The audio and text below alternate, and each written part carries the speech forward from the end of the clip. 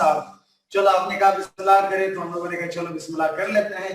Actually वालेकुम सलाम अल्लाह, I was waiting क्योंकि रात को एक शॉर्ट फॉल है इलेक्ट्रिसिटी का, तो इसलिए मैंने कहा आहिस्ता आहिस्ता, क्योंकि अभी लोग उठे होंगे तो चार्ज वार्ज करके जो नहीं, इसलिए वेट किया था क्योंकि टुडे इज लास्ट लेक्चर, आज आखिरी लेक्चर है, तो इसलिए मैं चाहता था कि yes today is last class. You heard? I told. Mir Ali. Walaikum salam. Daniel, fine. TikTok. खैरियत से हो? Yes. वालेकुम सलाम, वालेकुम सलाम। हमें 7 का हुआ है, 9 बजे उठाया और यूएसएसपी की क्लास कैंसिल कर दी। अच्छा, weeping? Oh my God, don't weep at all. We will miss your lectures and plethora of the knowledge you carry with you. Thank you, Mir Ali. I'm obliged, really obliged, really obliged. Thank you so much. How are you, sir? I'm fine, Zareen. I'm fine. God bless you. Thank you, Ali. Thank you, thank you. Walaikum salam, Abdullah. Fine, TikTok. Thank you, Musafira. Walaikum salam. Sir, we will miss you and your religion. Thank you, Rabia Yamin. Thank you. I'm obliged. रात को it's Amna. Thank you, Amna. Amna, thank you. Thank you. I'm obliged throughout brother classes, brothers classes. Thank you. I'm logged in through brothers class. अच्छा, रात को डर लगा है क्या मेरे अजीज हम बोलते ना? कोई डर मन नहीं लगा है। ओपन कर ले। ओपन ठीक है। क्या करने का? वालेकुम सलाम, बखैर बखैर बखैर। सर कौन सा लास्ट क्लास से आपको जाने नहीं देंगे? क्यों जाने नहीं देंगे? ओह माय गॉड। वालेकुम सलाम ज़ैद, may God bless you too. Azhar ki imtiyaz, fine, TikTok, खैर से, looking great as usual ना साथ। साथ I'm copying you, आपको कॉपी कर रहा हूँ।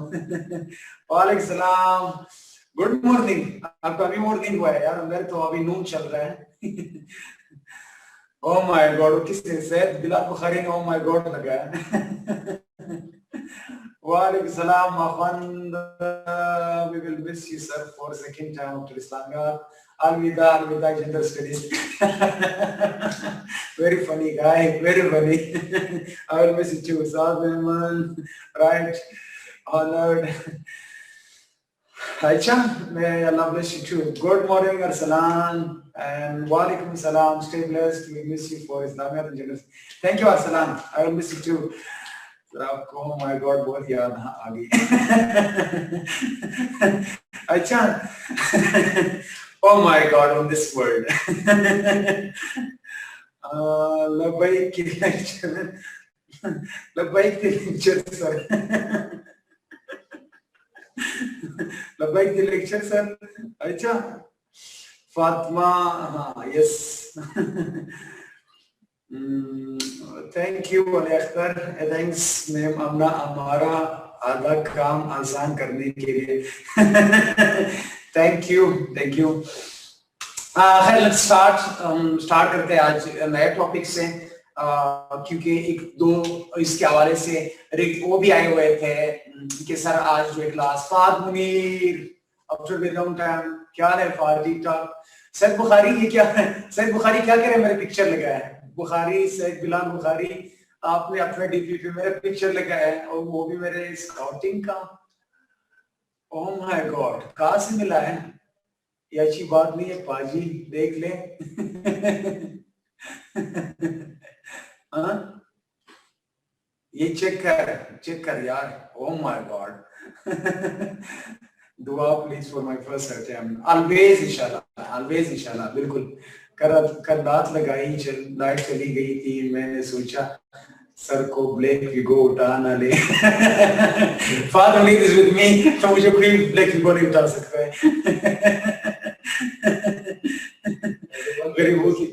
गरीबों की दुआएं आपके साथ। गरीबों की दुआएं, सबकी दुआएं हमारे साथ है। कोई गरीब नहीं, गरीब वही जिसका दोस्त ना हो। सर जी मिस करेंगे आपको। I will miss you too. It was really great time with you.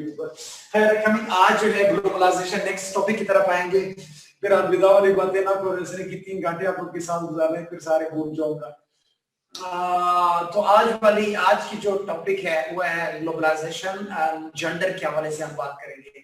Gender से मुराद है कि दरअसल तौर पर women, gender and sorry globalisation and women, उसका टॉपिक आज हम लोगों को। तो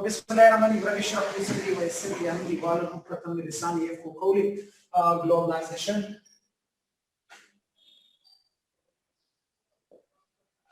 एंड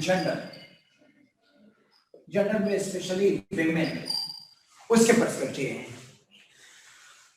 तो जो जेंडर और ग्लोबलाइजेशन है उसके हवाले से सलीम हम कर चुके हैं। कल मैंने आपको बताया था जेंडर और पॉलिटिक्स के अंदर गवर्नेंस वाले एस्पेक्ट्स भी आपको बताए थे। इफ यू वांट तो I will teach again, if you want I will don't worry. पहले मैं ये कराऊंगा फिर इसके बाद है भाई वो कि जशन स्टार्ट करें। जशन स्टार्ट करो Fatima, what do you mean by this? Okay. If you want, don't worry. अच्छा, ओके इम्तियाज, डोंट वरी। ये इंपॉर्टेंट है क्योंकि इस सब एक दफा पहले भी आया था इसके हवाले से। इवन तो कुछ मुझे ज़ुहैब ने भी कहा था, मैं वो कहते हैं कि sir Marxist and socialist feminism की भी हो सकता है पूछा जाए, तो मैं आज वो भी आप लोगों को बता दूंगी इंशाल्लाह, डोंट वरी। अच्छा, तो ग्लोबलाइजेशन एंड विमेन या ग्लोबलाइजेशन एंड जेंडर, इसका क्या इम्पैक्ट होता है? क्या ग्लोबलाइजेशन का कोई इम्पैक्ट हुआ था? पॉजिटिव इम्पैक्ट आया है, नेगेटिव इम्पैक्ट आया है? या अगर कि आप लोगों ने एक एस्पेक्ट नहीं लेना है कि सिर्फ और सिर्फ उसकी पॉजिटिव इम्पैक्ट्स आप लोगों ने बयान करने हैं। आप लोग जब भी इस तरह आ जाए फोर्थ ग्लोबलाइजेशन, कॉलोनाइजेशन या इंपीरियलिज्म, जो यानी यहाँ पर आ जाए आपके करंट अफेयर्स में, पाकिस्तान अफेयर्स में, जहां पर भी आपकी टॉपिक आ जाता है, आप लोगों ने 360 एंगल से इसको देखना है, उसके पॉजिटिव नेगेटिव इम्पैक्ट्स दोनों देखने होंगे आप लोगों को। तो ये चीजें बहुत इंपॉर्टेंट है। आज का टॉपिक स्पेशली ग्लोबलाइजेशन। पहले तो आप लोगों को पता होना चाहिए what means by globalisation. Globalisation से क्या मुराद है? What is globalisation? ग्लोबलाइजेशन से क्या मुराद है? Do you know all of you globalisation से क्या मुराद है? एक सेकंड जेंडर स्टडी से हट करके एक चीज बताता चलो आप लोगों को। याद रखिए ग्लोबलाइजेशन अब दरअसल तौर पर उसकी 2.0 3.0 अभी इवन दो बात कहते हैं ग्लोबलाइजेशन की 5.0 चल रहा है। ग्लोबलाइजेशन के डिफरेंट फेजेस है, जिस तरह मॉडर्निटी के डिफरेंट फेजेस थे, तो इसी तरीके से आप लोगों ने ये भी देखना है कि ग्लोबलाइजेशन का क्या इम्पैक्ट आ जाता है और ग्लोबलाइजेशन से क्या मुराद है। यस, ग्लोबलाइजेशन से मुराद दरअसल तौर पर ही है कि जब हम लोगों ने इंटरेक्शंस ऑफ द कंट्रीज और specially MNCs, multinational corporations, business ventures और पीपल टू पीपल कांटेक्ट, और उसके साथ साथ आकर देखते हैं कि दुनिया जब दुनिया ग्लोबल विलेज बन चुका है, एक दूसरे के साथ उसका इंटरेक्शन बढ़ चुका है, दो एस्पेक्ट से उसके डायरेक्शन बढ़ चुका है। एक ट्रांसपोर्टेशन के हवाले से भी बढ़ चुका है और कम्युनिकेशन के हवाले से भी बढ़ चुका है।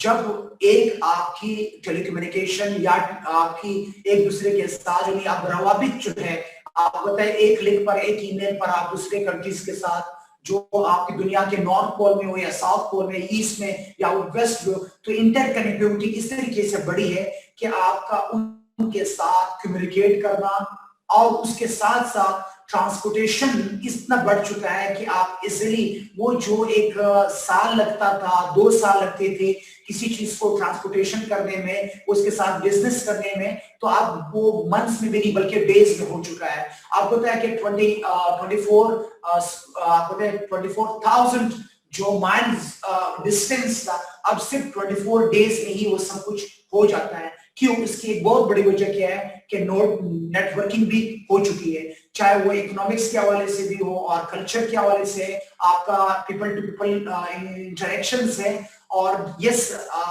ट्रेड है, वो आगे टेक्नोलॉजिकल एडवांसमेंट हो चुकी है, जिसका specially main aspect technological advancement का और इंटरकनेक्टिविटी का और कम्युनिकेशन की वजह से अब लोग एक दूसरे की जो ग्लोबलाइजेशन का एक बड़ा एक पॉजिटिव इम्पैक्ट ये है कि लोग एक दूसरे की एक्सपीरियंसेस से सीख जाते हैं, एक दूसरे की एक्सपीरियंसेस से, और जो लॉज बनते थे, जो थ्योरीज बनती थी, जो पॉलिसीज बनती है ग्लोबल लेवल पर, आप सारी कंट्रीज पे थ्रू आउट वर्ल्ड हम क्या कर सकते हैं, उसको ऑब्लाइज करते हैं और वो आ सकते हैं और उसकी इम्पैक्ट्स आ जाते हैं। यस, और एक पॉजिटिव इम्पैक्ट ग्लोबलाइजेशन का ये है कि जो दोस्त कंट्रीज थे जिनकी अभी तक वहां पर टेक्नोलॉजिकल एडवांसमेंट नहीं हुआ था या जहां पर स्कॉलरशिप्स नहीं थी, एजुकेशन नहीं था, वहां पर रिसर्च नहीं था, तो आप जो डेवलप्ड कंट्रीज है, दरअसल तौर पर वो डेवलप्ड कंट्रीज क्या करते हैं, वो जो डेवलपिंग कंट्रीज है वो डेवलप्ड कंट्रीज की एक्सपीरियंसेस से, उसके नॉलेज से, उसके रिसर्च से, उसके काम से क्या करते हैं, गेट बेनिफिट हो जाता है, इस्तेफादा हासिल करते हैं।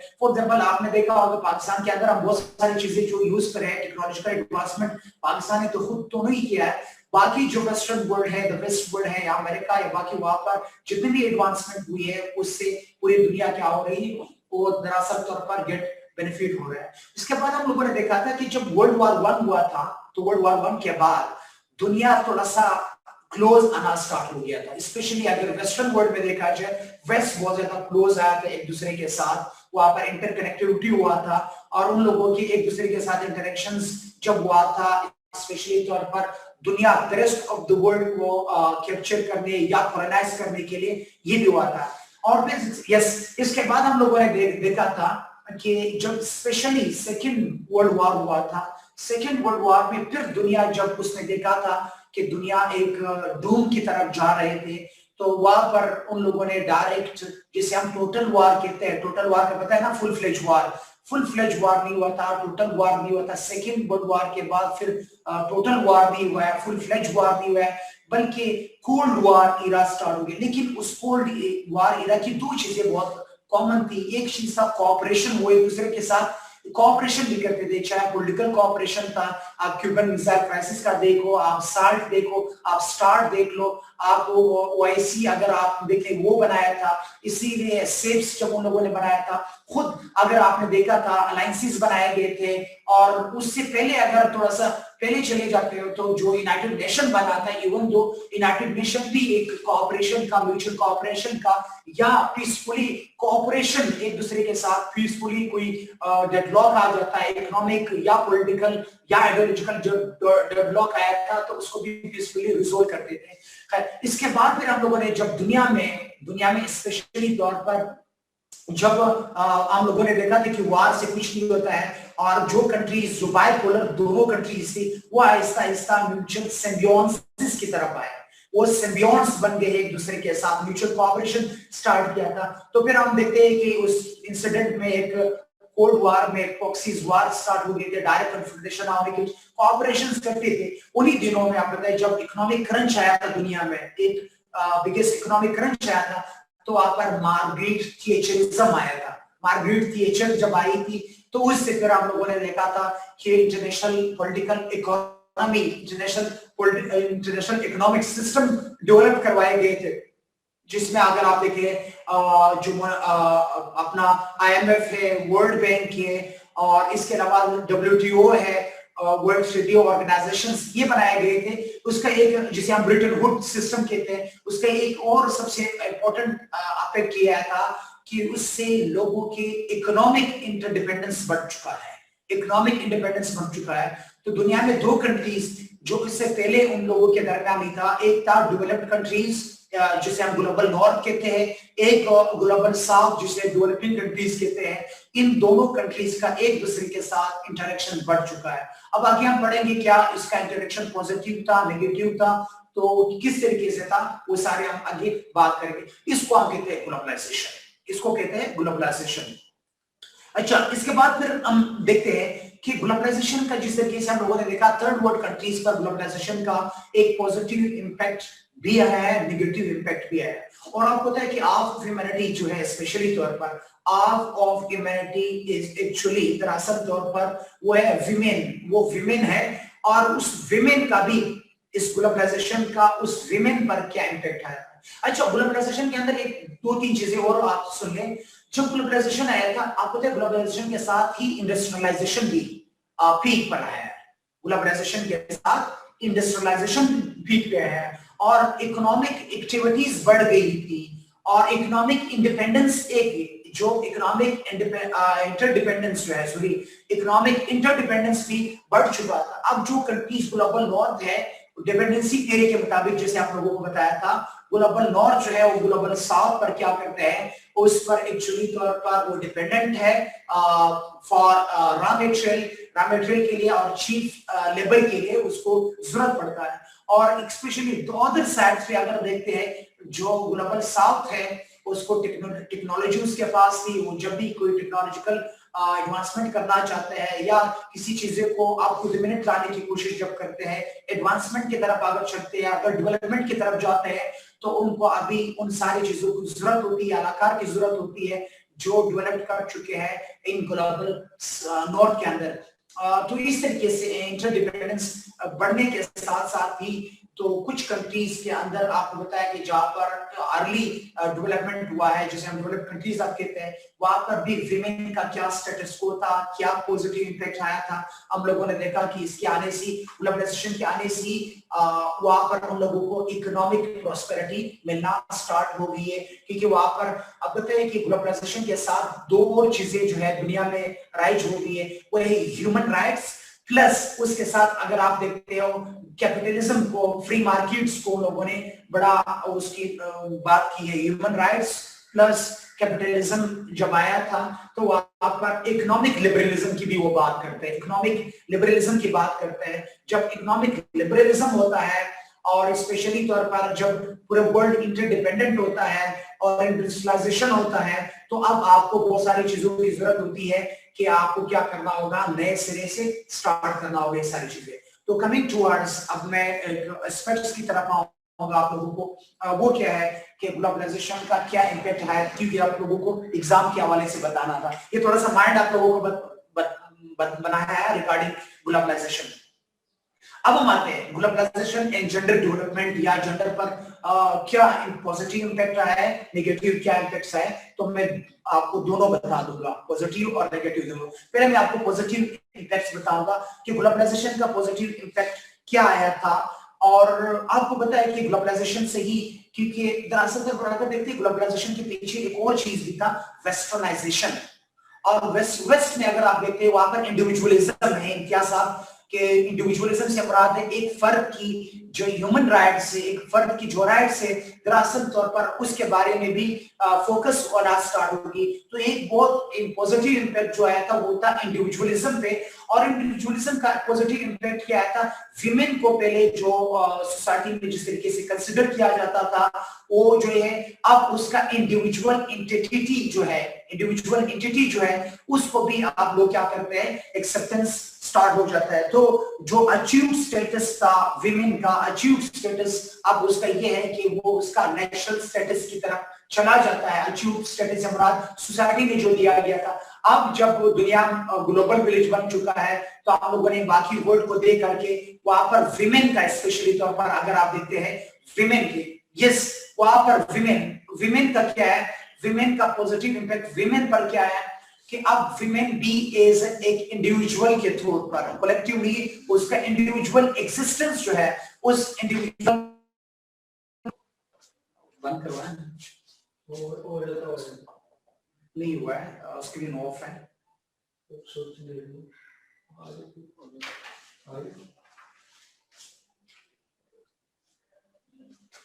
एक इंडिविजुअल उसका एग्जिस्टेंस जो है, इंडिविजुअल एग्जिस्टेंस,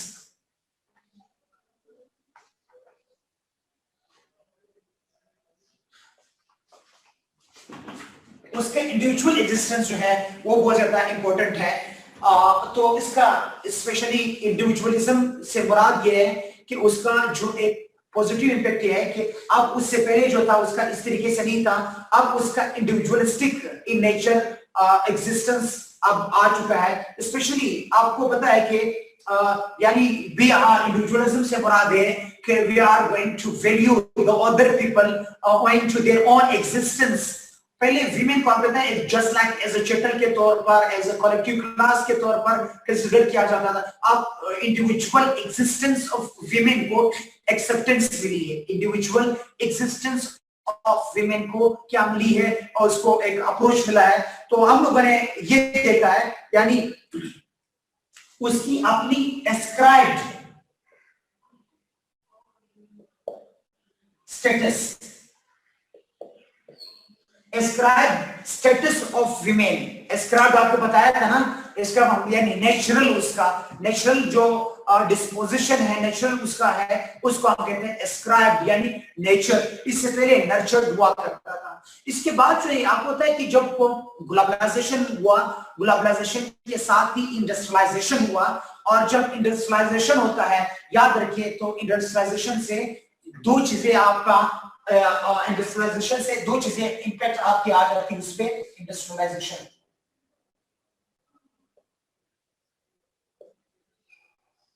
दो फायदे इंडस्ट्रियलाइजेशन से हुआ, इंडस्ट्रियलाइजेशन से दो फायदे क्या हुआ, एक ये फायदा हुआ जब इंडस्ट्रियलाइजेशन हुई है तो उसके साथ ही आपको पता है कि आपका इकोनॉमिक इंटरडिपेंडेंस स्टार्ट हो गया है। इकोनॉमिक इंटरडिपेंडेंस स्टार्ट होने की है कि इंडिविजुअल मैन आएगी।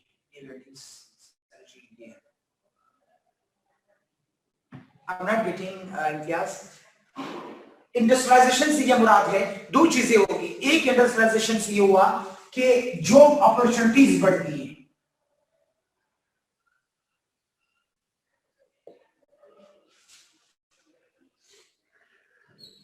आपको पता है जब इंडस्ट्रियलाइजेशन हो गया, अब कि जो प्रोसेस ज्यादा प्रोसेस हो रहा है, अब आपको उस प्रोसेस करने के लिए आपको ज्यादा से ज्यादा क्या चाहिए, वर्क फोर्स चाहिए। वर्क फोर्स यहाँ पर अक्सर लोग याद रखें, जनरल स्टडीज में आपने इस तरीके से टर्म नहीं लिखा, मैन फोर्स नहीं आएगा, ठीक है, याद रखिए वर्क फोर्स, आपको वर्क फोर्स आप लोगों को लिखना होगा। मैन फोर्स आप कहते हैं ना, मैन फोर्स, मैन पावर नहीं, ना मैन पावर लिखना है ना आप लोगों ने यहाँ पर वर्क फोर्स ही लिखना होगा। वैसे जनरल भी आप यही लिखना होगा, स्पेशली जनरल स्टडीज में आप लोगों ने इस तरह टर्म्स नहीं लिखना है जहां पर मैन मैन मैन मैन आता है, ठीक है, मैन मैन से दूर रहो, ठीक है, जनरल को। अच्छा, तो ये जो है वर्क फोर्स बढ़ा, और जब वर्क फोर्स बढ़ा होता है मलन पार्टी होती है। अब यहाँ पर विमेन को जॉब अपॉर्चुनिटीज मिल गई है। विमेन को हम लोगों ने इनकॉर्पोरेट किया है into the corporate sector. We have incorporated women into corporate sector. Corporate sector में या इंडस्ट्रीज में या फैक्ट्रीज में उसको जॉब मिलना स्टार्ट हो गया था। तो इंडस्ट्रियलाइजेशन से एक ये फायदा हो गया। सेकंड जो इंडस्ट्रियलाइजेशन था, उससे जो विमेन का ट्रेडिशनल रोल था, ट्रेडिशनल रोल से विमेन का जो हैंडक्राफ्ट्स करते थे या विमेन जो है वो स्टिचिंग वगैरह करते थे, उसका जो ट्रेडिशनल रोल था उसके बजाय अब उसका क्या है, एक एडवांस रोल मिलना स्टार्ट हो गया। अब वो फैक्ट्रीज के अंदर, अब उनके अंदर जो है मैकेनिकल लाइफ, जो मैकेनिकल वर्क था, इससे पहले फिजिकल वर्क होता था, अब थोड़ा सा मैकेनिकल वर्क के अंदर उसको इनकॉर्पोरेट करवाया। तो एक सबसे इंपॉर्टेंट पॉइंट क्या था इसका, इंडस्ट्रियलाइजेशन से ये हो जाता है। अच्छा, एक और वजह, जब इंडस्ट्रियलाइजेशन हुआ, अस्मा खान नुकसान आगे बताऊंगा, अस्मा आगे सब कुछ बताऊंगा, ये नुकसान जरूर हुआ है, आगे चलेंगे जब आएंगे अस्मा याद दिलाना तो उसके नुकसान भी लिखेंगे वहां पे। ठीक है, come on come on come on, oh my God. अच्छा, इसके बाद नेक्स्ट जो इंपॉर्टेंट पॉइंट है इंडस्ट्रियलाइजेशन के बाद, वो क्या है कि आपको पता है कि जब इंडस्ट्रीज बनती है, जब अपॉर्चुनिटीज, स्पेशली तौर पर आपको पता है कि जब इंडस्ट्रियलाइजेशन हुआ, एडवांसमेंट हुई, तो इस एडवांसमेंट के लिए आपको याद रखिए विमेन के लिए अपॉर्चुनिटीज बढ़ी। जब जॉब अपॉर्चुनिटीज मिली तो अब हम लोग लिखेंगे main important that is women का एजुकेशन होना। यह बहुत इंपॉर्टेंट है, बहुत इंपॉर्टेंट है एजुकेशन। विमेन का क्या हुआ, जब आपको पता है कि इंडस्ट्रीज में और उसके साथ साथ फैक्ट्रीज के अंदर जब काम करना है तो आपको क्या चाहिए, इधर आपको पता है जब जॉब अपॉर्चुनिटीज बढ़ी तो अब आपको क्या है, एजुकेशन की ज्यादा जरूरत है। तो मेन इंपॉर्टेंट टॉपिक हमारी एजुकेशन है, यानी एजुकेशन आपको क्या चाहिए, आपको लिटरेट प्लस स्किल लेबर चाहे ना, इंडस्ट्रीज के अंदर आपको याद रखिए, अब कोई एग्रीकल्चर नहीं है कि बस ठीक है भाई ये ग्रांति पकड़ लो, ये काम करो या कटाई करना, यूं करना, अल्लाह माशाल्लाह सब कुछ हो गया। अब आपको फैक्ट्रीज के अंदर अगर काम करना है तो आप उसके लिए आपको स्किल्ड ओकेशनल जो उसकी ऑक्यूपेशन है उसके लिए आपको लिटरेट और स्किल्ड लेबर चाहिए। तो विमेन जो है दरअसल तौर पर, यस बिल्कुल, तो विमेन दरअसल तौर पर क्या है, गुड पॉइंट मुनीर, तो लिटरेट एंड स्किल्ड लेबर चाहिए। इस लिटरेट और स्किल लेबर को हासिल करने के लिए वहां पर क्या हुआ, आपने देखा होगा विमेन के लिए एजुकेशन अपॉर्चुनिटीज एनहेंस हो गई है।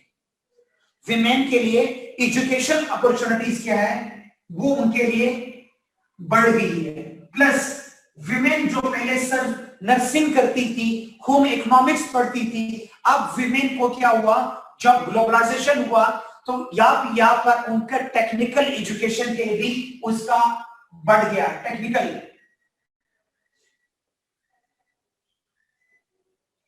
जब टेक्निकल एजुकेशन के साथ साथ जो प्रोफेशनल नॉलेज है, प्रोफेशनल नॉलेज भी बन चुका है। आपने देखा होगा इससे पहले डाइवर्सिफिकेशन ऑफ नॉलेज हुआ, यस डाइवर्सिफिकेशन ऑफ नॉलेज हुआ एंड डाइवर्सिफिकेशन ऑफ अपॉर्चुनिटीज हुआ। इससे पहले आपने देखा विमेन इंजीनियरिंग में नहीं जाती थी, अब विमेन इंजीनियरिंग में जा रही है। इससे पहले आपको पता है कि विमेन हार्ड जो एक्टिविटीज होती थी, सिविल इंजीनियरिंग था, बाकी इंजीनियरिंग थे, मैकेनिकल इंजीनियरिंग में विमेन नहीं जाती, अब विमेन जाती क्योंकि इंडस्ट्रीज को रिक्वायर्ड होता है वर्क फोर्स, जब उसको वर्क फोर्स की जरूरत होती है। मैन जो है आपको देखा होगा वो तो सारे मलन पार्टी, सारे तेरी वाली मेरी वाली उसमें लग गया ना मर्द सारे, और तेरी वाली मेरी वाली, रेड कपड़ों वाली ब्लू कपड़ों वाली ना, अब तो मर्द सारे इन जोन बन गए। आप याद रखिए हमारी नेक्स्ट जनरेशन इम्तियाज वो मर्दों से नहीं है, औरतों से, ठीक है। हम जो एक घर में बैठ करके रिप्रोडक्टिव रोल हम लोगों को करना होगा अब इसके बाद। ठीक है, तो विमेन का क्या है, वो डिफरेंट इंडस्ट्रीज में आ गए, तो इंडस्ट्रियल नॉलेज भी उसके लिए इसके साथ क्या हो गया, इंडस्ट्रीज के अंदर भी है। और इसी के साथ जिस तरीके से फातूनी ने बताया, उसके पास क्या है, हमारे पास विमेन को दरअसल तौर पर क्या है, हाँ ठीक है, जेंडर चेंज सर्जरी करवा ले। I will assist you man. Yes yes बिल्कुल फारूक अहमद, जेंडर नॉलेज को इकोनॉमी के कॉन्सेप्ट से, यस ये तो सोचिए समझे चाल है वुमेन का। अच्छा इंडस्ट्री, इसके बाद उसके लिए स्कॉलरशिप्स बढ़ा, स्कॉलरशिप्स बढ़ गई, वुमेन सेंट्रिक आप पता है उसके स्कॉलरशिप्स बढ़ा, फॉरेन स्कॉलरशिप उनको आना स्टार्ट होगी। इसके अलावा अगर आप देखते हैं पाकिस्तान के अंदर भी आप लोगों ने विमेन एजुकेशन पर इन्वेस्टमेंट स्टार्ट किया था, और द वर्ल्ड में विमेन को जो नहीं उन लोगों को, क्योंकि एक बड़ा फारूक अहमद, आपकी बात बिल्कुल सही है, नॉलेज को इकोनॉमी के साथ। अच्छा यहाँ पर आप लोगों ने जेंडर में नहीं लिखना है, मैं थोड़ा सा आपको इससे ऐड करके बता दूंगा, एक ट्रू अगर जहां तक मेरी रिसर्च है उसके मुताबिक बता दूं।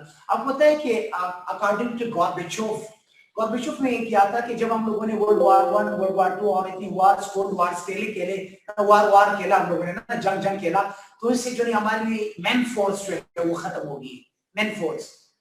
तो उसके बाद वो ने जब देखा तो इसके अंदर उसने कहा कि भाई आप कौन कर सकते हैं, तो उसने कहा चलो विमेन को उसकी आजादी का लॉलीपॉप दे करके उसको वरगलाते हैं। तो उन लोगों ने इसके आजादी को लॉलीपॉप दे करके उनकी जिंदगी को और बर्डन कर लिया। पहले उसका रिप्रोडक्टिव रोल था, रिप्रोडक्टिव रोल से अब क्या हो गया, अब प्रोडक्टिव रोल में भी आ गई। देखो रिप्रोडक्टिव रोल मैन नहीं ले सकता है, विमेन तो जो प्रोडक्टिव रोल तो है दोनों कर सकते हैं, रिप्रोडक्टिव रोल में वो मर्द कभी भी नहीं कर सकता है, कभी भी नहीं, ये याद रखें, बच्चे तो दोनों भी हो सकता है। इसीलिए फिर उसने ये कहा कि भाई हम लोगों ने इस उम्मत को, सॉरी इस आदि इंसानियत को क्या है, इस आदि इंसानियत को हम लोगों ने काम में लेके आए। इसकी एक बड़ी वजह ये थी कि विमेन का एक तो डबल रिस्पॉन्सिबिलिटी हो गई है। अब जो लॉलीपॉप दिया आजादी को, लॉलीपॉप ऐसे नहीं जेंडर में नहीं लिखना है, वैसे जनरल बता रहा हूँ, जेंडर के स्टडीज के अंदर आप लोगों ने काम बंद कर दिया।